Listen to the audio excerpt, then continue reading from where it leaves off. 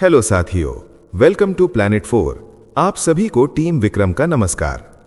अमेरिकी treasury bond के खिलाफ पूरी दुनिया अब धीरे धीरे एकजुट होती दिख रही है और अमेरिकी ट्रेजरी बॉन्ड को जमकर बेचा जा रहा है, जिसके कारण अमेरिका पर तगड़ा दबाव बनना शुरू हो गया है और यह दबाव अब छुपा हुआ नहीं बल्कि साफ दिखाई देने लगा है। अब अमेरिका के खिलाफ इस मुहिम में न केवल भारत बल्कि चीन और ब्राजील जैसे देश खुलकर सामने आ चुके हैं और उससे भी बड़ी बात यह है कि अमेरिका के खिलाफ इस लड़ाई में डेनमार्क भी कूद गया है और उसने भी अमेरिकी ट्रेजरी बॉन्ड को बेचना शुरू कर दिया है, जिससे तस्वीर और ज्यादा साफ होती चली जा रही है। इसी के साथ पोलैंड का जमकर सोना खरीदना यह साफ संदेश देता है कि अब अमेरिका के करीबी देश भी डॉलर को किनारे करने की तैयारी में लग चुके हैं और यह तैयारी अचानक नहीं बल्कि सोची समझी रणनीति का हिस्सा लगती है। कुछ समय पहले जब फ्रांस के राष्ट्रपति ने कहा था कि ब्रिक्स के देश और G7 के देश को एकजुट होकर मामले को सुलझाना चाहिए, तब ये कयास लगाए जाने लगे थे कि यूरोप के कई देश अमेरिका और डॉलर की दादागिरी से परेशान हैं और वे ब्रिक्स में शामिल होने की कोशिश कर रहे हैं। अब वही नज़ारा साफ साफ दिख रहा है जब डेनमार्क जैसा नाटो देश, जो अमेरिका का करीबी हुआ करता था और यूरोप में जिसकी बड़ी ताकत है, उसकी तरफ से अमेरिकी ट्रेजरी बॉन्ड को झटका देना शुरू कर दिया गया है और यह दृश्य ब्रिक्स देशों के लिए सबसे बड़ी खुशखबरी बनकर उभरता दिख रहा है। अगर डोनाल्ड ट्रंप अगले कुछ समय के लिए अमेरिका के राष्ट्रपति रहते हैं तो ब्रिक्स का सारा काम बेहद आसान हो सकता है, क्योंकि ट्रंप की नीतियों के कारण पूरा यूरोप डरा हुआ है और वो एक नई सुरक्षा और एक नए नेतृत्व की तलाश में नजर आता है। जब भारतीय रिजर्व बैंक ने अचानक अपने अमेरिकी ट्रेजरी बॉन्ड को घटाकर केवल लगभग 174 बिलियन डॉलर के आसपास पहुंचा दिया और ये गिरावट 2023 के बाद करीब 26% मानी गई, तब उस वक्त कई लोगों को लगा कि ये कोई सामान्य बात है। लेकिन अब नज़ारा खुलकर सामने आ रहा है। भारत अपने रुपए को ग्लोबल बनाने में जुटा हुआ है और अमेरिकी डॉलर और उसकी दादागिरी को पूरी तरह से इनकार करता हुआ आगे बढ़ता दिख रहा है। और इसी क्रम में भारत के साथ साथ दुनिया भर के केंद्रीय बैंक भी अब जमकर सोना खरीद रहे हैं, जिससे कहानी अपने अगले मोड़ की ओर बढ़ती महसूस होती है। आगे मैं आपको प्रतिशत के आधार पर समझाऊंगा कि कैसे चीन, भारत और ब्राजील तीनों ने मिलकर अपनी बेहद बड़ी अमेरिकी ट्रेजरी होल्डिंग का भारी मात्रा में प्रतिशत बेचना शुरू कर दिया है और यही प्रतिशत आगे की पूरी कहानी को खोलने वाला है। प्रतिशत भले ही देखने में कम लगे, लेकिन उसका वॉल्यूम काफी ज्यादा है, क्योंकि ये देश बहुत ही भारी मात्रा में अमेरिकी ट्रेजरी बॉन्ड होल्ड करते हैं और जापान की तरह चीन भी अमेरिका को काफी ज्यादा कर्ज दे चुका है, जिसकी गूंज अब सुनाई देने लगी है। अब आप जरा सोचिए कि अगर दुनिया के बड़े बड़े देशों ने अचानक अमेरिकी ट्रेजरी बॉन्ड बेचना शुरू कर दिया और अमेरिका को दिया हुआ कर्ज वापस लेना शुरू कर दिया, तो अमेरिका में कितनी बड़ी तबाही शुरू हो जाएगी, इसका अंदाजा आप खुद लगा सकते हैं। पहले ही हम चर्चा कर चुके हैं कि जर्मनी जैसा इकोनॉमिक पावर हाउस अमेरिका में निवेश को तकरीबन 40% तक घटा चुका है और ये कोई सामान्य संकेत नहीं माना जा सकता।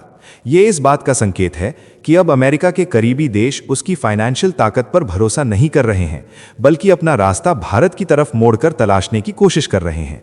और यही कारण है कि जर्मनी भारत के साथ एक से बढ़कर एक समझौते कर रहा है और निवेश की तैयारी कर रहा है।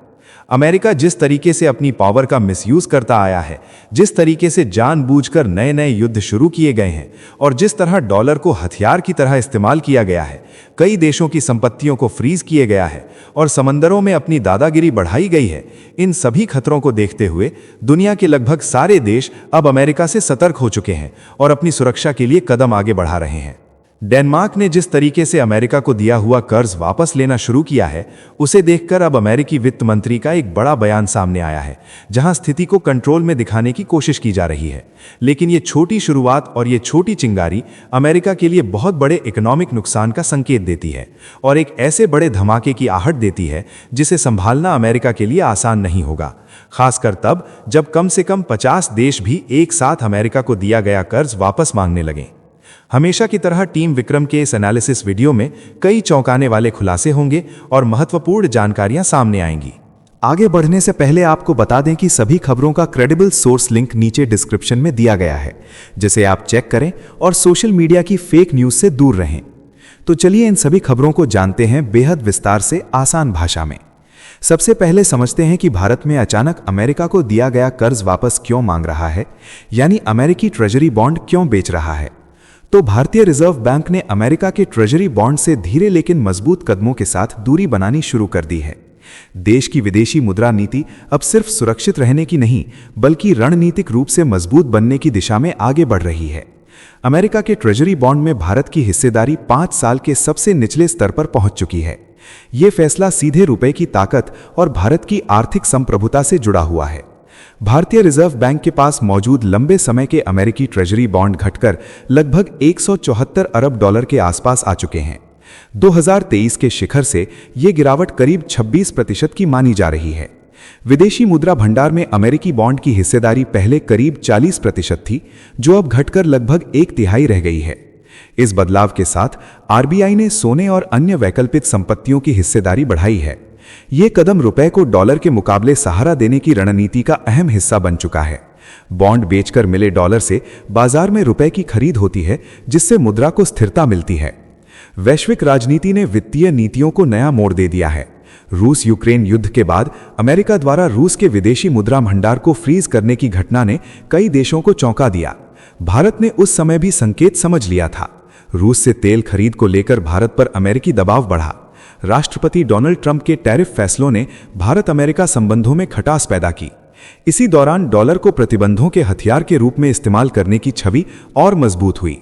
केंद्रीय बैंकों के बीच ये सोच गहराने लगी कि एक ही मुद्रा पर अत्यधिक निर्भरता जोखिम बढ़ा सकती है। भारतीय रुपया हाल के महीनों में दबाव में रहा है। भारत अमेरिका व्यापार समझौते में देरी और अमेरिकी निर्यात शुल्क ने स्थिति को और कठिन बना दिया। एशिया में सबसे ऊंचे शुल्कों की मार भारत को झेलनी पड़ी। ऐसे समय में आरबीआई ने मुद्रा रक्षा को प्राथमिकता दी। अमेरिकी बॉन्ड की बिक्री से प्राप्त संसाधनों का इस्तेमाल रुपए को संभालने में किया गया। ये एक आर्थिक रक्षा कवच की तरह काम कर रहा है। नीति निर्माताओं के लिए यह अनुभव अचानक और तीखा रहा, जिसने कमजोरियों को उजागर कर दिया। दुनिया भर के केंद्रीय बैंक अब सोने की ओर तेजी से लौट रहे हैं। भारत भी इसी वैश्विक प्रवृत्ति का हिस्सा बन गया है। चीन और ब्राजील ने भी अमेरिकी ट्रेजरी होल्डिंग्स घटाई हैं। पोलैंड के केंद्रीय बैंक ने बड़े पैमाने पर सोना खरीदने की मंजूरी दी है। सोना राजनीतिक जोखिम से अपेक्षाकृत मुक्त माना जाता है। आरबीआई की सोने की खरीद लगातार बढ़ रही है। ये कदम भारत के विदेशी मुद्रा भंडार को ज्यादा संतुलित और सुरक्षित बनाने की दिशा में उठाया गया है। हालांकि अमेरिका के ट्रेजरी बॉन्ड अब भी वैश्विक रिजर्व सिस्टम का बड़ा हिस्सा हैं। विदेशी निवेशकों की हिस्सेदारी ऐतिहासिक ऊंचाई के पास बनी हुई है, फिर भी रुझान साफ दिख रहा है। केंद्रीय बैंक वैकल्पिक परिसंपत्तियों की तलाश में है। विशेषज्ञों का मानना है कि व्यापार समझौता आगे बढ़ने पर स्थिति स्थिर हो सकती है, फिर भी दिशा बदल चुकी है। भारत का संदेश स्पष्ट है। आर्थिक सुरक्षा अब केवल रिटर्न की कहानी नहीं, बल्कि रणनीति और संप्रभुता का मामला बन चुकी है। साथियों, आगे बढ़ने से पहले आप सभी को बता दूं कि दुनिया भर की 100 से ज्यादा खबरें रोज शाम 9 बजे जी चिल्स चैनल पर एक साथ मिलती हैं। डिस्क्रिप्शन में लिंक मौजूद है। अब समझते हैं कि कैसे ब्रिक्स देशों ने चुपचाप बेहद तेजी से अमेरिकी ट्रेजरी बॉन्ड को बेचना शुरू कर दिया है। दुनिया की आर्थिक तस्वीर तेजी से बदल रही है। ब्रिक्स देशों ने चुपचाप इतिहास की दिशा मोड़नी शुरू कर दी है। अमेरिकी डॉलर पर भरोसा कम किया जा रहा है और तिजोरियों में सोने की चमक तेज की जा रही है। चीन इस बदलाव का सबसे बड़ा चेहरा बनकर उभरा है। चीन ने अमेरिकी सरकारी बॉन्ड की होल्डिंग को करीब 2008 के वैश्विक वित्तीय संकट के बाद सबसे निचले स्तर तक घटा दिया है। कुछ ही महीनों में अरबों डॉलर के ट्रेजरी बेच दिए गए हैं। ये संकेत हैं कि डॉलर आधारित सिस्टम पर भरोसा अब पहले जैसा मजबूत नहीं रहा है। चीन की इस चाल को केवल आर्थिक फैसला कहना अधूरा सच होगा। भू राजनीति, प्रतिबंधों का डर, एसेट फ्रीज होने की आशंका और पश्चिमी दबाव, इन सब ने ब्रिक्स देशों को नया रास्ता खोजने के लिए मजबूर किया है। सोना यहां सबसे सुरक्षित साथी बनकर सामने आया है। सोना किसी एक देश की नीति से बंधा नहीं है, न किसी राष्ट्रपति के बयान से हिलता है। इसी वजह से ब्रिक्स देशों ने डॉलर एसेट घटाए और गोल्ड रिजर्व बढ़ाए। ये ट्रेंड सिर्फ चीन तक सीमित नहीं रहा है। रूस, भारत, ब्राजील और दक्षिण अफ्रीका भी धीरे धीरे डॉलर का हिस्सा कम कर रहे हैं और अपने रिजर्व को मजबूत बना रहे हैं। ब्रिक्स देशों के आंकड़े अब किसी संकेत की तरह नहीं, बल्कि सीधे चेतावनी की तरह बोल रहे हैं। चीन द्वारा अमेरिकी ट्रेजरी होल्डिंग्स में लगभग 9.4% की कटौती, भारत द्वारा करीब 21% की कमी और ब्राजील द्वारा लगभग 26.7% की तेज गिरावट ये साबित करती है कि डॉलर पर निर्भरता घटाने की प्रक्रिया सिर्फ विचार नहीं, बल्कि एक्शन मोड में आ चुकी है। इसका आधार यह है कि अलग अलग देशों के पास एक निश्चित समय पर कितनी अमेरिकी ट्रेजरी सिक्योरिटीज थीं और बाद के समय में वही होल्डिंग कितनी रह गई। उसी अंतर को प्रतिशत में बदला गया है। टाइम फ्रेम देश के हिसाब से थोड़ा अलग है, लेकिन मोटे तौर पर यह तुलना 2022 के बाद से लेकर 2024 और 2025 के हालिया उपलब्ध आंकड़ों तक की है। ये बदलाव अचानक नहीं है, बल्कि वर्षों से जमा हो रहे राजनीतिक दबाव, प्रतिबंधों के दर, व्यापार युद्धों और डॉलर के हथियार के रूप में इस्तेमाल किए जाने की सोच का नतीजा है। रूस यूक्रेन युद्ध के बाद जिस तरह विदेशी मुद्रा भंडार फ्रीज किए गए, उसने उभरती अर्थव्यवस्थाओं को झकझोर दिया। ब्रिक्स देशों को यह एहसास हो गया कि वित्तीय सुरक्षा सिर्फ अमेरिकी ट्रेजरी बॉन्ड में पैसा लगाने से नहीं मिलेगी। इसलिए सोना, स्थानीय मुद्राओं में व्यापार, वैकल्पिक भुगतान तंत्र और बहुमुद्रा रिजर्व की रणनीति को तेजी से अपनाया जा रहा है। ये पूरी प्रक्रिया डॉलर के खिलाफ सीधी जंग की घोषणा नहीं है, बल्कि जोखिम कम करने और ताकत संतुलन बदलने की चुपचाप तैयारी है।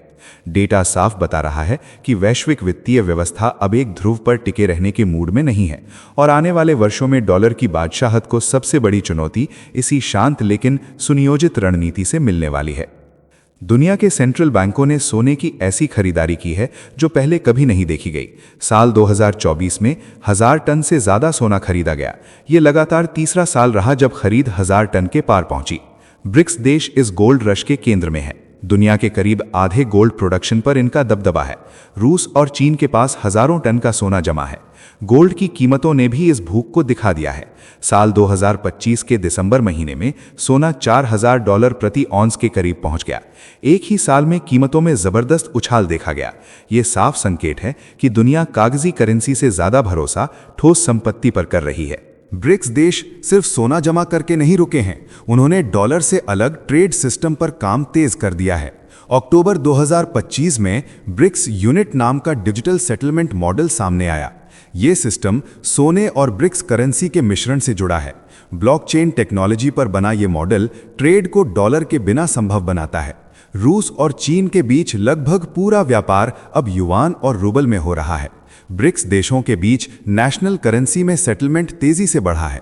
गोल्ड प्राइसिंग के लिए भी पश्चिम से अलग बेंचमार्क तैयार किए जा रहे हैं। ब्रिक्स के 10 सदस्य देश दुनिया की आधी आबादी और 1/3 से ज्यादा इकोनॉमी का प्रतिनिधित्व करते हैं। डॉलर अभी भी ताकतवर है, पर उसकी बादशाहत को अब खुली चुनौती मिलने लगी है और इस कहानी का सबसे चमकदार किरदार फिर से सोना बन चुका है। अब समझते हैं कि डेनमार्क ने कैसे अमेरिका को जोरदार झटका दिया है और इस पर अमेरिकी वित्त मंत्री क्या कह रहे हैं। अमेरिका की आर्थिक ताकत पर अब सवाल सिर्फ विरोधी देश नहीं उठा रहे हैं, बल्कि दोस्त देश भी चिंता दिखाने लगे हैं। डेनमार्क का बड़ा पेंशन फंड एकेडमिकर पेंशन अमेरिका के ट्रेजरी बॉन्ड से पूरी तरह बाहर निकलने का फैसला कर चुका है। करीब $100 मिलियन की होल्डिंग बेचने की तैयारी ने वॉल स्ट्रीट से लेकर व्हाइट हाउस तक हलचल मचा दी है। ये फैसला अमेरिकी सरकार की कमजोर वित्तीय हालत और बढ़ते कर्ज को देखते हुए लिया गया है। डेनमार्क के निवेशक अब अमेरिकी ट्रेजरी को सुरक्षित ठिकाना मानने को तैयार नहीं दिख रहे हैं। एकेडमिकर पेंशन के मुख्य निवेश अधिकारी एंडर्स केल्डे ने साफ कहा कि अमेरिका की सरकारी फाइनेंस हालत भरोसा पैदा नहीं करती। लंबे समय से अमेरिकी ट्रेजरी को लिक्विडिटी मैनेजमेंट का मजबूत हथियार माना जाता रहा है। अब वही हथियार जोखिम बनता दिख रहा है। मूडीज रेटिंग ने पहले ही अमेरिका की क्रेडिट रेटिंग घटा दी थी। सबसे ऊंची AAA रेटिंग से गिरकर AA1 पर पहुंचना अमेरिका की साख पर बड़ा दाग माना जा रहा है। बढ़ता सरकारी कर्ज और राष्ट्रपति ट्रंप की ट्रेड पॉलिसी से जुड़ी अनिश्चितता ने निवेशकों के माथे पर पसीना ला दिया है। ये फैसला ऐसे वक्त पर आया है जब राष्ट्रपति ट्रंप ग्रीनलैंड को लेकर आक्रामक रुख अपनाए हुए हैं। डेनमार्क के अधीन इस इलाके पर अमेरिका की नजर से यूरोप खफा है। डेनमार्क का पेंशन फंड सीधे इस विवाद से जुड़ाव से इनकार करता है, फिर भी माहौल ने फैसले को आसान बना दिया। अमेरिकी ट्रेजरी सेक्रेटरी स्कॉट बेसेंट ने डेनमार्क की बिकवाली को महत्वहीन बताया। उन्होंने कहा कि $100 मिलियन अमेरिका के लिए कोई बड़ी रकम नहीं है। बयान भले ही सख्त हो, पर हकीकत यह है कि अमेरिका विदेशी निवेश पर भारी निर्भर है। यूरोपीय देशों के पास करीब $8 ट्रिलियन के अमेरिकी बॉन्ड और इक्विटी मौजूद हैं। जापान, ब्रिटेन और चीन अमेरिका के बड़े कर्जदाता बने हुए हैं। डेनमार्क का कदम रकम में छोटा है, पर संदेश बहुत बड़ा है। दुनिया अब अमेरिका की आर्थिक कहानी को तालियों के साथ नहीं देख रही। भरोसे की ये दरार अगर बढ़ी तो वॉशिंगटन के लिए संभालना आसान नहीं होगा। इस वीडियो में फिलहाल इतना ही। जाने से पहले वीडियो को लाइक करके चैनल को सब्सक्राइब कर लें। टीम विक्रम जल्द हाजिर होंगे एक और नई अपडेट के साथ। आपका दिन मंगलमय हो। धन्यवाद।